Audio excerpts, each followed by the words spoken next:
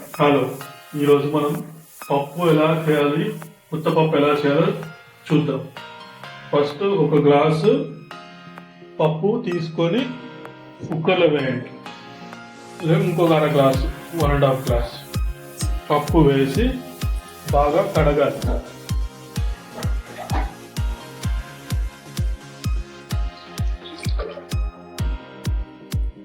బాగా కడగాలి.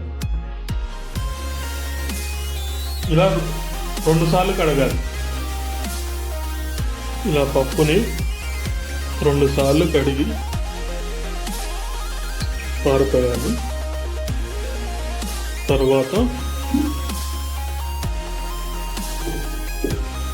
ఒక కప్పు పప్పుకి 1.5 కప్పు వాటర్ వేయాలి. ఇప్పుడు 1.5 కప్పు పప్పు తీసుకున్నాం కాబట్టి 3-3.5 గ్లాసులు వాటర్ వేసి స్టవ్ మీద పెట్టాలి. మూత పెట్టేసి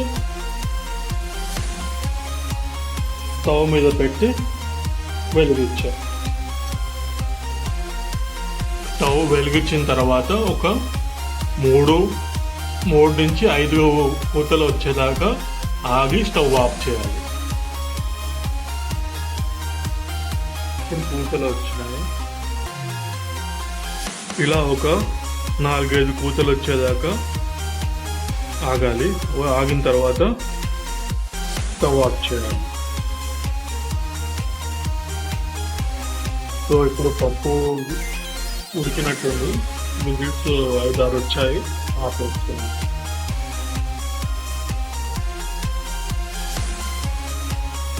సో ఇప్పుడు ఒక 5-10 నిమిషాలు ఆవిరిపోయి విగటారేదాకా మూత తీయకూడదు. విగటారిన తర్వాత మూత తీయాలి. తర్వాత పోపు వేసి తిరగమూత వేసి మనం పప్పు ఎలా తయారు చేయాలో చూద్దాం. పప్పులో రుచి కోసం యాడ్ చేయడానికి చింతపండు నానబెడుతున్నాను. చింతపండు అంటే ఆ రసం పప్పులో వస్తే బాగా టేస్ట్ వస్తుంది. ఇది ఒక 10-15 నిమిషాలు నానబెట్టాలి.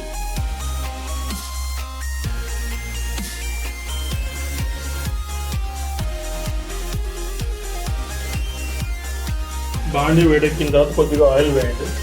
అందులో జీలకర్ర,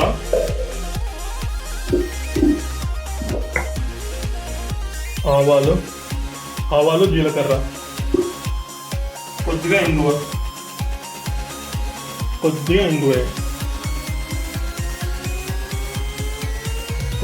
వేసి బాగా కలపండి. ఇప్పుడు చిట్టపట్టు అనేదాకా ఆగి పప్పు అందులో వేసేయండి. చిట్టపట్టు ఆడిన తర్వాత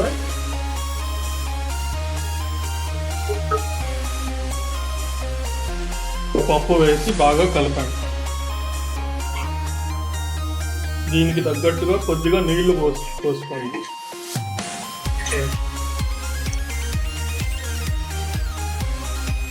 పప్పు బాగా మెత్తగా ఉడికేదాకా ఉడకనివ్వండి. ఇప్పుడు పప్పులో మనం పెట్టుకున్న చింతపండు రసము వేయండి. ఒక 2 చింతపండు ముక్క వేస్తే వేయండి. తర్వాత ఉప్పు, కారం వేస్తే సరిపోతుంది. ఇప్పుడు చింతపండు రసం బాగా పిండి థిక్ పేస్ట్ వచ్చేలాగా చేసి బాగా పిండాలి చింతపండు. ఇప్పుడు పప్పు ఉడికేదాకా ఆగి ఉప్పు, కారం వేయాలి. మధ్య మధ్యలో కలుపుతూ ఉండాలి పప్పును. కొద్దిగా పల్చగా అయింది కానీ ఆవిరైపోతుంది. ఒక 5 నిమిషాలు ఉడికిస్తే బాగా ఉడికి ఆవిరైపోతుంది. దీంట్లో మనము కొద్దిగా తగినంత ఉప్పు,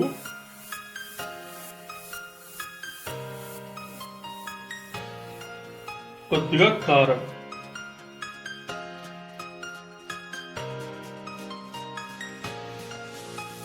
వేసి బాగా కలపాలి.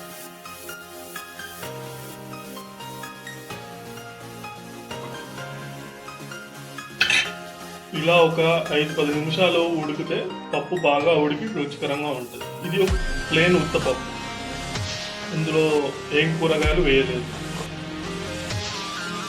పప్పు బాగా ఉడుకుతున్నది. ఇలా ఒక 10 నిమిషాలు ఉడికిస్తే బాగా ఉంటుంది. పప్పు ఆల్మోస్ట్ బాగా ఉడికేస్తుంది. ఇంకొక 1-2 మినిట్స్ ఉంచేసి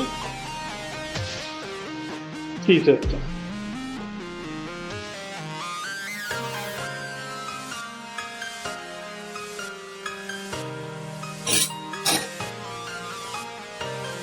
వేడి వేడి గుమగుమలాడే పప్పు రెడీ. ఇందులోకి అప్పడం వేసుకుంటే చాలా రుచిగా ఉంటుంది.